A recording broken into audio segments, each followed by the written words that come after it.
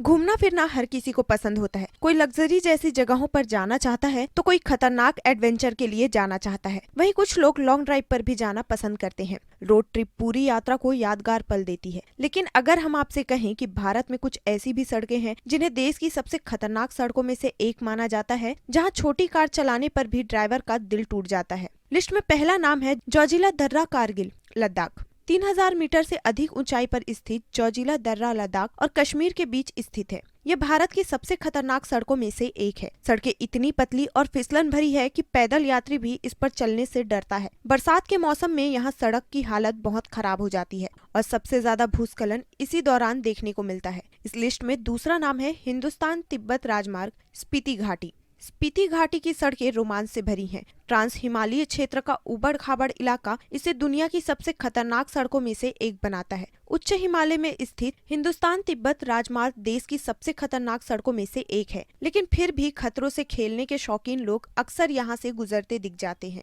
List में तीसरा नाम है टैगलोंग ला दर्रा, लेह लद्दाख। टैगलांग ला भारतीय केंद्र शासित प्रदेश लद्दाख में 5328 मीटर की ऊंचाई पर एक ऊंचा पहाड़ी दर्रा है। टैगलांग ला तक दक्षिण में चलने वाला लेह मनाली राजमार्ग अब पक्का हो गया है, लेकिन दर्रे के उत्तरी भाग में अभी भी एक बहुत छोटा कच्चा क्षेत्र है। यहाँ जाते ही लोगों की सांसें थम जाती है। चौथा है लेह मनाली हाईवे, लद्दाख। लेह मनाली राजमार्ग लद्दाख की राजधानी को हिमाचल प्रदेश राज्य में मनाली से जोड़ता है। ये उत्तरी भारत में 428 किलोमीटर लंबा राजमार्ग है, जहाँ की सड़कें देखने के बारे में आप सपने में भी नहीं सोच सकते।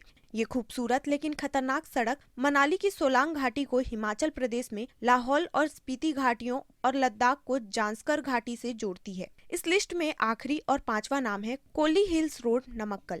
तमिलनाडु में कोल्ली हिल्स रोड पर 70 हेयर पिन जैसे मोड़ हैं। कोल्लीमलाई को लोकप्रिय रूप से डेथ माउंटेन भी कहा जाता है, क्योंकि सड़क पर बहुत सारे गड्ढे हैं और सड़क इतनी सकरी है कि आपको सामने से निकलने वाली कार को पार करने के लिए अपनी कार रोकनी पड़ती है। भारत की इन खतरनाक सड़कों पर आप बिल्कुल भी ओवरटेक नहीं कर सकते हैं।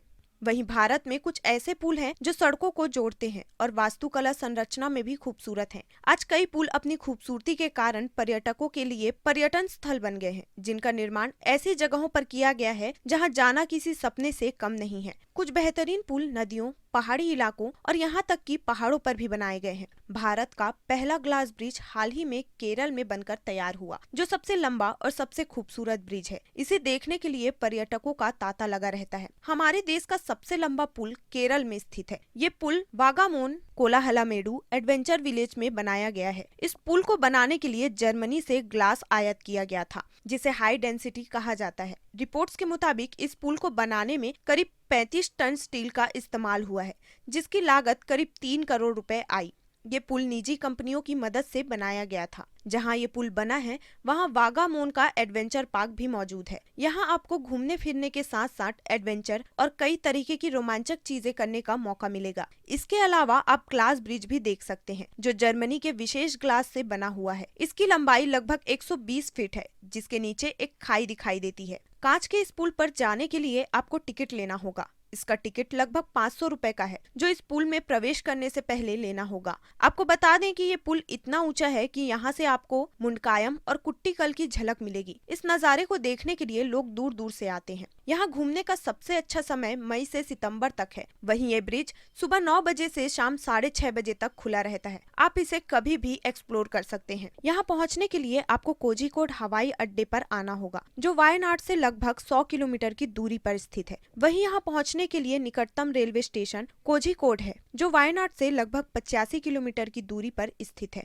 यहाँ से आप बस या टैक्सी ले सकते हैं। इसके अलावा आप यहाँ वर्कला, मुन्नार, कोवलम और पूरम भी घूम सकते हैं। केरल में स्थित ये जगह अपनी प्राकृतिक सुंदरता के साथ साथ अपने आकर्षक समुद्र तटों के लिए भी जानी जाती है। आपको ये भी बता दें कि इस पर्यटन स्थल के आसपास आपको कई बड़े होटल मिल जाएंगे, जहां आप आराम कर सकते हैं। तो अगली बार अगर आप केरल जाने का प्लान बना रहे हैं तो इन जगहों पर जाना कभी ना भूलें। अगर आप केरल में यात्रा का पूरा आनंद ले सकते हैं तो आपको सितंबर से मार्च के बीच अपनी यात्रा की योजना बनानी चाहिए। इस दौरान यहाँ का मौसम बहुत अच्छा रहता है। हमेशा ध्यान रखें कि केरल में गर्मी और उमस होती है, इसलिए इस जगह का पूरा आनंद लेने के लिए केवल सूती कपड़े ही लेकर जाना बेहतर होगा।